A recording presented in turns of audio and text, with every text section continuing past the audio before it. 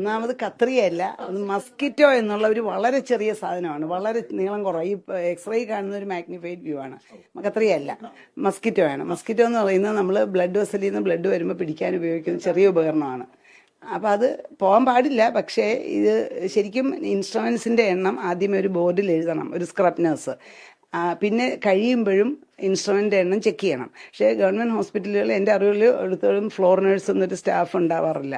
അപ്പം ചെയ്യുന്ന ഡോക്ടറും ചെയ്യുന്ന സിസ്റ്ററും കൂടെ ഇത് ആദ്യമേ ഒന്ന് എണ്ണും. എണ്ണിയിട്ട് ലാസ്റ്റ് വീണ്ടും ഒന്നും കൂടെ എണ്ണും. അപ്പം ആ എണ്ണത്തിൽ മനസ്സിലെ ഓർമ്മയിൽ എന്തെങ്കിലും പിശക് വന്നു പോയാൽ ഇങ്ങനെ വരാം. പിന്നെ വേറൊന്ന്, ഈ രോഗിക്ക് ഇതിനു മുമ്പ് ഒരു ഓപ്പറേഷൻ ചെയ്തിട്ടുണ്ട്, അന്ന് വന്നതാണോ എന്ന് എങ്ങനെ അറിയാം? ഈ ഓപ്പറേഷനിലാണ് വന്നതെന്ന് എന്താ ഓർമ്മ? 20 വർഷം മുമ്പോ അല്ല 30 അനങ്ങാതിരിക്കുക. ഇത് പാക്കും ഇരിക്കാം, ഇതും ഇരിക്കാം. പിന്നെ വേറൊന്നുള്ളത് എന്താണെന്ന് വെച്ചാൽ ഇപ്പം അവർ പോയത് ഇതിനൊന്നുമല്ല, അവർക്ക് മൂത്രത്തിൽ കല്ലിൻ്റെ അസുഖത്തിന് അതിൻ്റെ വേദനയായിരുന്നു. ഈ സർജറി ചെയ്തത് അല്ല, ഞാനല്ല ചെയ്തത്. അല്ല എന്ന് 100% എനിക്കറിയാം. ഞാനല്ല, അന്ന് ഞാൻ റിട്ടയർ ചെയ്യുന്നതിന് തൊട്ട് മുന്നെയാണ്. അതുകൊണ്ട് വലിയ കേസുകളൊന്നും ഞാനന്ന് ചെയ്തിട്ടില്ല. 5 അല്ല 50 വർഷം ജീവിച്ചാലും ഒന്നും സംഭവിക്കത്തില്ല. എടോ, ഇത് വയറ്റിലുള്ളതുകൊണ്ട് ഒന്നും അറിയത്തില്ല. വെക്കാന്നല്ലേ, തെറ്റാണ്. പക്ഷേ വയറ്റിൽ ഇത് ഇരുന്നുകൊണ്ട് ഒന്നും അറിയാം. ഇത് പണ്ട് 20 കൊല്ലം മുമ്പ് വെച്ചതും ആകാം, ഇപ്പോൾ വെച്ചതാണെന്നുള്ളതിന് ഒരു തെളിവുമില്ല. ഇനിയിപ്പോൾ വല്ല കെമിക്കൽ ടെസ്റ്റ് കൊണ്ട് ഇൻസ്ട്രുമെൻ്റ് പഴക്കം കണ്ടുപിടിക്കുകയോ അങ്ങനെ വല്ലതും ചെയ്യേണ്ടി വരും.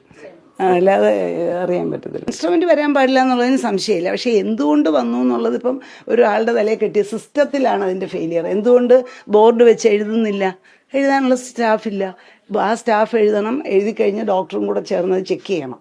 അതിനുള്ള സിസ്റ്റം നമുക്കില്ല. അത് ഇനി ഇതുകൊണ്ടെങ്കിലും ഗവൺമെൻറ്റിൽ അത് വന്നാൽ നല്ലതാണ്.